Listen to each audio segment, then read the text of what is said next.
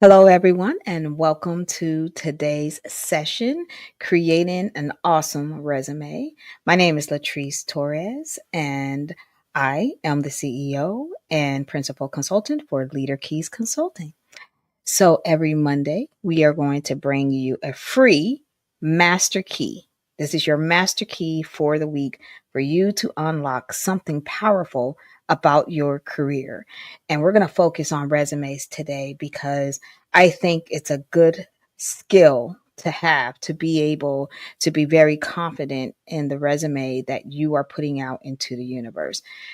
And most importantly, there are just so many different things that I think people really need to know in terms of understanding what is really required. What do we really need to have on our resumes these days? And what is resonating out there? So we're really going to get into this. We're going to talk about it. I have 9 tips. So I want to jump in because this is a 30-minute session and I want to make sure that you get all the information that you need to have. Before we get started, let me tell you a little bit about Leader Keys. Again, this is my baby, founded in 2020 because I'm a corporate divorcee. That's when I said to corporate America. But what I realized is that I had plenty of years of service in that world to bring to individuals, to organizations, to leaders, to really just help understand what does success really look like on a really individual level that bonds us to these workplaces. And what I truly believe, it's happiness in our career, happiness and fulfillment of what we do. It's an intersection of what we're really good at, our talents, and what we really love, our passion. And if we can do that, then we're going to give all the effort that we need. But we got to learn how to represent that. So I brought that over 25 years of experience in HR and talent management and leadership development and career strategy into this organization. We hyper focus on leadership for Black women. We create bespoke career and leadership development opportunities and experiences and resources for Black women. And we support them through their journey. We also support organizations and leaders through workshops, strategy sessions, speaking engagements, whatever you need, because a lot of the things that we talk about are not just for Black women. Although that is our focus, we also focus on building authentic and unapologetic leaders and those that thrive in their careers. So we're for everyone to be able to be out here and win. Our primary audience is Black women. But honestly, the audience is leaders, and that crosses all boundaries, all forms. So let's dive into today's topic, resumes. Why? Why are we even talking about resumes? Number 1 rule, someone is always looking. I know that I have obtained some of my best roles by being scouted for them. Literally somebody who said, I heard from so-and-so that you do XYZ, and I really want you to come and do that for us, right? So you never know. People are always looking, and the reason why they're always looking is because there's something to look at. Things like your LinkedIn profile, things like being able to actually just Google you and find out about you. The things that you put out in the universe are all out on the internet. So if somebody is always looking and somebody is always talking, and you need to be ready for that. More importantly, you got to stay ready so you don't have to get ready. So many times I have people who are all of a sudden finding themselves out of a job, and that's when they come to me for their resume. I say, come to me way before that. right? You should always have a good version of your resume ready and just locked and loaded to go at any time, because you never know. It may not even be on your radar that you need to have a resume. But let me tell you, if you're not doing this yearly, then you will be left behind. I can't tell you how many people come to me and be like, I haven't even looked at this thing in 4 or 5, 6 years. I haven't had to. Well, let me break the news to you. You always have to. Your resume is your brag sheet. We're going to talk about that a little bit later. The other reason is times have changed, so resumes must evolve. I think I have the biggest fight with my clients. Not a fight, but it's always an argument, and I'm always astounded by this. But the last time you've probably taken a resume class, like resume writing, like someone sat down and say, here's a resume and here's what should go on and this is what it looks like. They also told you to put everything on one page. It can't be more than one page. So I've seen some wild stuff out there. Like I had a client once who gave me a resume and they had 25 years of experience and somehow thought that they were going to get that all on one page. And they did. It had no margins, no borders, no nothing. There was writing absolutely everywhere. And it was just a little bit. It was one sentence for every role that they ever had. It was so wild. I was just like, what am I looking at right here? This is crazy.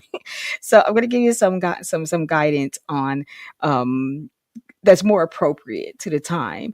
The other thing is that we're going to really talk about AI, right? And what is its role? How does it play a role? What is it doing to impact this whole entire process and this whole entire world of resumes? So we got to evolve, right? As soon as you say there's artificial intelligence involved, that means that whatever we were doing before, we're going to have to do something different.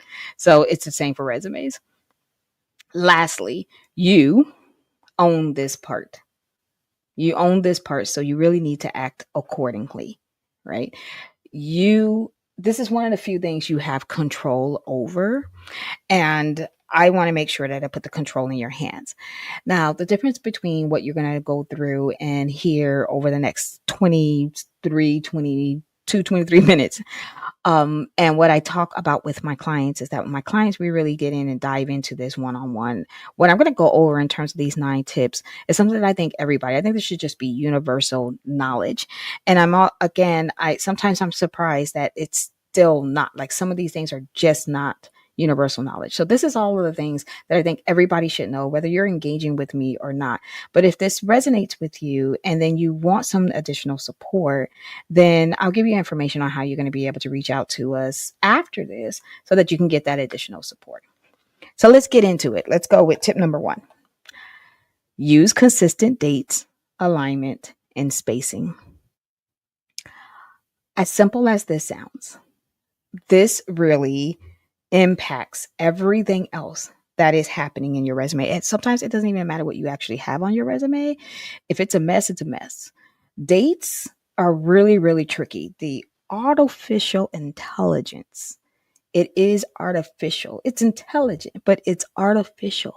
So sometimes it does not know how to take multiple date formats, right? Or just the dates maybe being in reverse chronological order. And then all of a sudden they're in chronological order. Like it's one or the other. And by the way, it should be in reverse chronological order where you have your most recent to your least recent. Again, general knowledge, but sometimes I see otherwise. So I just want to make sure that I say it.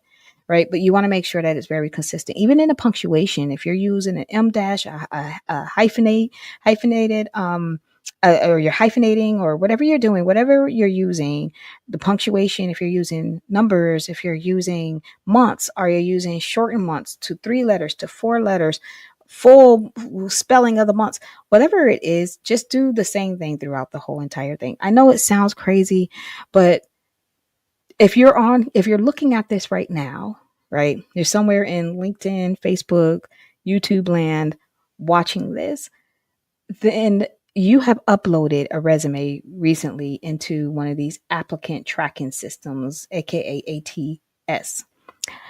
And none of the information is going in the right places. 75% of the time is because of this. So this is why I'm harping on it. I'm harping on it because this is a big issue. And this is one of the ways that you can make your resume AI compliant. It's just by being very consistent on your dates, on your formatting, on your alignment, on your spacing. Bonus tip here. I'm going to age myself for a second here, but I have to say this one out loud because this is another one where I don't even know why I even have this conversation anymore, but it happens. But you want to prevent age bias in any way you possibly can. And I'm going to bring up age bias multiple times. But one quick way to tell what generation someone is from is by how many spaces they put after a period. Use one space after a period, not two. Okay, that may trigger somebody out there, and I'm sorry if that triggers you, but let's make that a rule, and because it's the quickest way to know what's going on here, and you don't want to set yourself up for an age bias for something as trivial as that, right? So if I'm saying that and you're like, what the heck is she talking about? You're not old enough to understand it, and it's okay. You can just disregard it. Let's go to tip two. Okay. Tip two, you want to keep it simple. You want to design for the artificial intelligence, just like in tip one. So, some more tips to do that. Use AI friendly fonts. AI does not like sans serif fonts. Those are the ones with like little flags, look all fancy. Some don't even look like they're already italic, and they're not even italic yet. So you want to use things like Times New Roman or Arial or Verdana. I use Verdana a lot. It's very, very clean, very, very readable. And I have the fewest errors in terms of transitioning into the ATS, the applicant tracking systems, where you go and apply, right? So keep it simple. Font size can be between 10 and 12 is another reason why I like Verdana. It looks good all the way down to 9. If you need space, Verdana still is going to look good, and it's still going to be very readable, and you're not going to be able to have to break out a magnifying glass to see it. But I suggest anywhere between 10 and 12 in the body of your resume. That will make things very legible, very readable. And again, it transitions well. Do not put graphics up and including those lines. Oh, how people love their page break lines. But the problem with the page break lines is that the AI is actually reading it as a page break. So you may think that you're submitting a 2-page resume. Count the lines on that resume. If you have 3, 4 lines on there, you've just submitted a 5 to 6-page resume. So keep that in mind because every little thing counts in terms of the way the AI is parsing your information when you upload it into these systems. So just want to make sure we say that out loud. It's the same thing with columns. It makes it hard for it to read. It's trying to read left and right, breaking up and having to read it. It's either going to move it into another page, into another space. It may not be consistent. It may no longer flow. It may think that you've got a whole nother section that you don't even have. So one column, please resist the urge. I know it's pretty. So let's pause here. Again, I'm going to date myself. I come from the world of actually, specialty resume paper where, it was all fancy and had some texture to it. Some of them even were scented, like crazy stuff, right? You put it in this pretty envelope and you like hand it over to a person with, your blessing and just transfer, maybe even a bow, like crazy. Like it was a whole thing to give your resume to someone. So we did all of these fancy things to make it look good, up and including these columns and graphics and all different types of things. Let's resist that. The AI doesn't care. It does not care. So, keep it simple. No pictures. Do not put your picture on there. Like we talked about age bias before. That's another reason for it. I know they can see your picture on your LinkedIn profile or by Googling you or whatever they need to do. However, you don't want to put it on your resume. There's no reason for it. You want them to focus on the information on there, not what you were wearing or what your hairstyle was or whether or not you wear glasses. Like you just why? Don't give them anything. You give them what they need to know about why you are awesome and why you're going to kick ass in a role. That's it. That's what you need to give them. So focus on that. So for creatives, you can submit something outside Most of the time when you're applying, you have these opportunities. So it can be something outside of your resume, like a digital portfolio or a lookbook, but also have an AI ready version as well. So you can take all these tips and apply that to that, because that is going to also, again, get through that system that you're having to upload your resume in. Again, the more you can do this, the more that's actually going to happen, and you're not going to upload your resume just for you to have to redo every single thing that's on that application because nothing transferred over correctly. All of these tips are to help you with avoiding that. These first two tips are key for that. All right. Tip number 3. You don't want to confuse this applicant tracking system, this artificial intelligence, right? Let's not confuse it. So we want to keep it on task.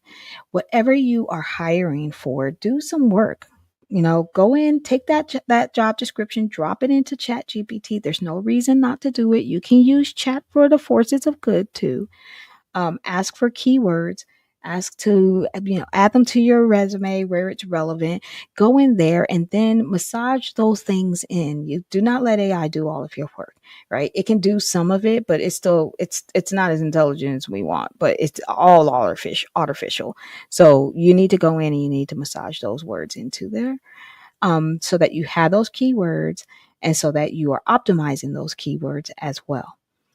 You want to also make sure that you're very clear on your sections. Label them: work experience versus education versus skills versus volunteer work, whatever it is, label it accordingly. So, uh, I've had this happen a couple of times. I actually work with a software that is the same software where that the applicant tracking systems are using to score your resume.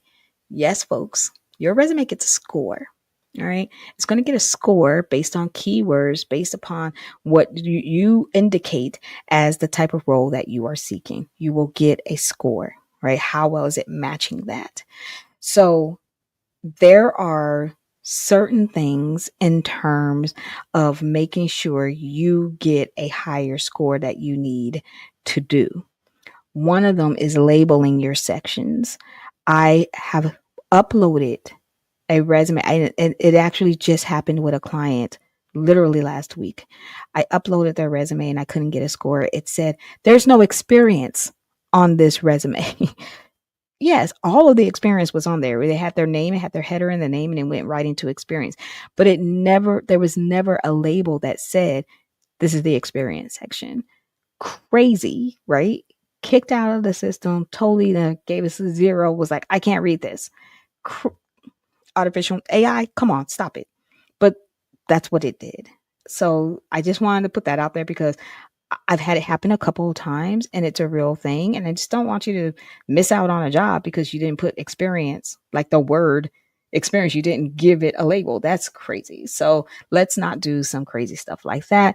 Label each one of your sections. Do not use custom bullet points. Like, we do not need to have fancy little, what else? A fleur de lis. We don't need those, as your bullet point. Just use the circle or the square, right? Keep it simple. There's no reason to do anything more than that, right? So just use the things that are already in the system. Do not try to get fancy because it's just confusing to the ATS. And again, you get those issues where nothing you're doing is actually going over and actually appearing correctly in that application. So we just don't want to do that. All right. Okay, let's move on to tip number 4.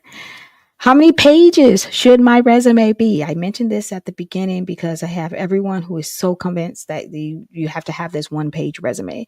Like, I honestly have this argument with my clients, tactfully, of course, but still I will have clients who are like, nope, it's got to be 1 page. So I want to get some guidance because also I see a lot of these resume gurus out here who are giving advice and they're like, well, it depends. It really doesn't depend. Like, you should be able to follow guidelines. If you can't follow some guidelines that are just pretty basic and simple in terms of how much somebody should be reading, like, it's almost common sense. So let me break it down. 1 page is good if you have less than 6 years of experience. then one page should work for you. Shouldn't be a problem. If you have more than 7 years to 15 years of experience, then you should be somewhere in that 1.5 to 2 pages. All right. And if you have more than 15 years of experience, it is okay. I'm telling you today, it is okay. You can have 3 pages, right? 2 to 3 pages are totally fine. Just include relevant experience. You can get it back down to 2 pages if you take off things that happened more than 20 years ago, and or jobs that have nothing to do with it. If you are now applying to be a vice president of finance, your job at Starbucks doesn't matter anymore. You can just remove it. It's okay, right?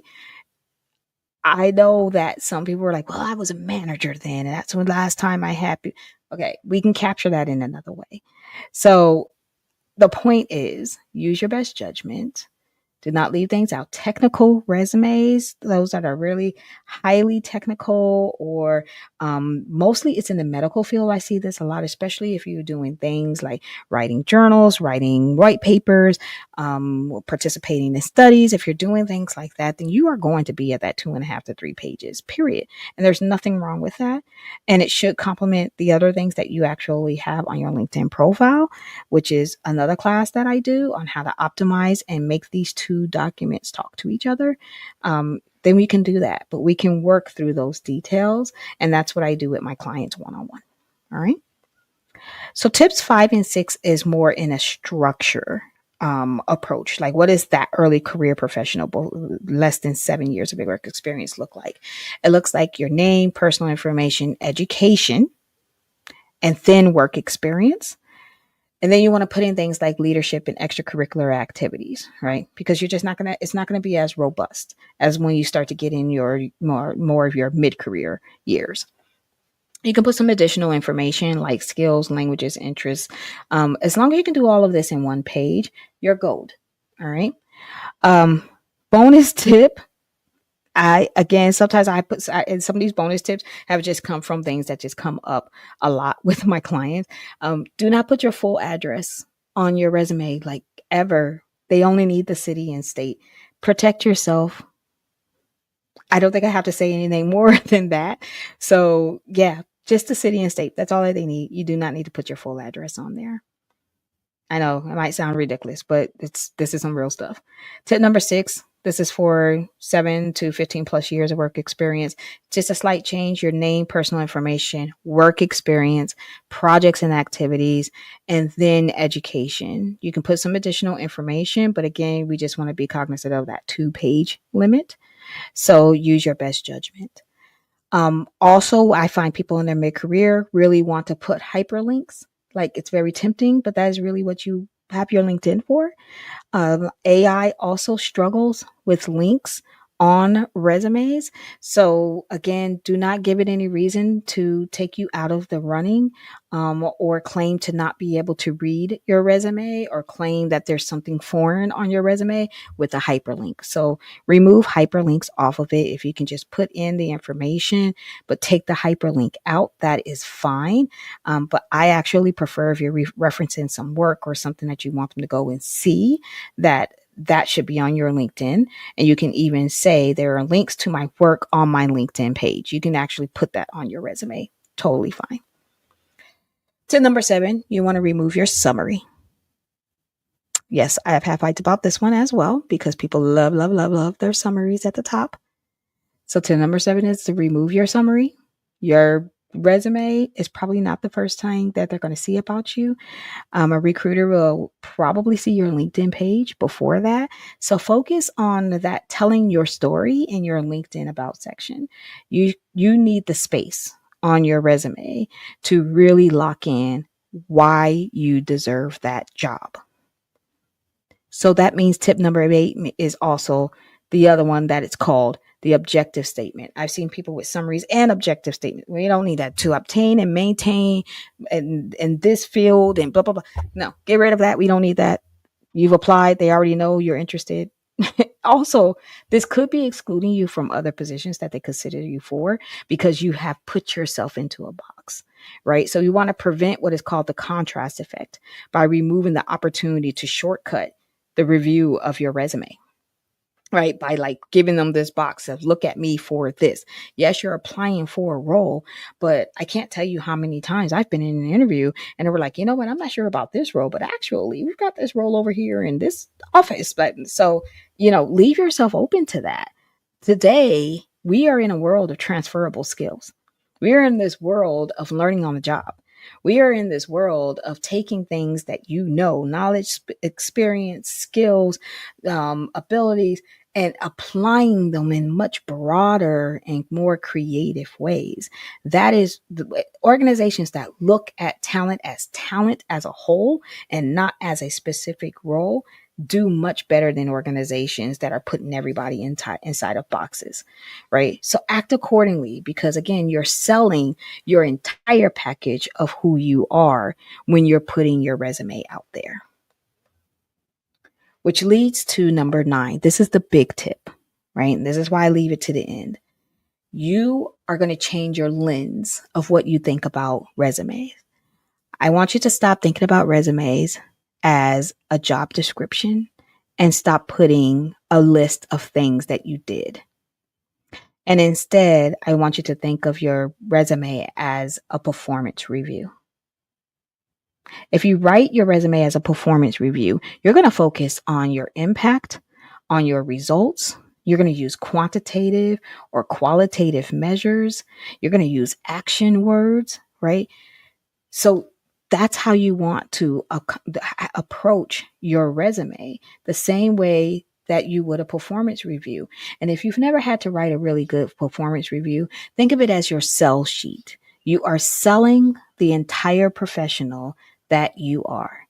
And this is what Leader Keys helps you do, because sometimes we don't even recognize the entire professional that we are.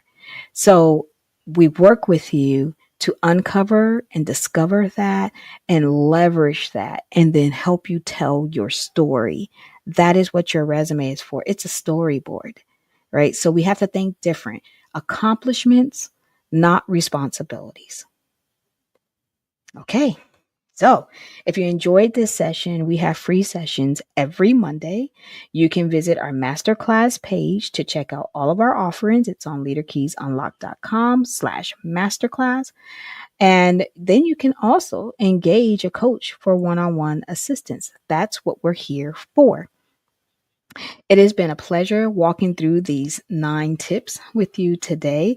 I hope that you come back and join us. On every Thursday, we have master classes. They are paid master classes. It is a nominal fee that we charge for them, and the seats are limited. They are 60 to 90 minutes long. And again, you can go into our masterclass page and you can look at all of the different opportunities to engage further. You can also schedule time. You can schedule a discovery call, or you can go right into a coaching session with us by visiting our calendly.com/leaderkeys booking page, or by going on to leaderkeysunlocked.com. That one is /featured services, but as soon as you get on there, you'll see featured services at the top, and you can look at all the different services that we have to offer. Or take out your phone if you're watching this on your laptop and scan our QR code right here. Thank you for joining us today. I'm always excited to share some knowledge. Every Monday, we will share something a little bit different, and then we repeat it for the next month. So this one you can catch again, share it with somebody who you think will benefit from it. And all of these live on our YouTube page so that you can access them at any time. With that said, thank you for joining me today. I really appreciate your time and your energy, and I look forward to seeing you all on next Monday. Thank you very much.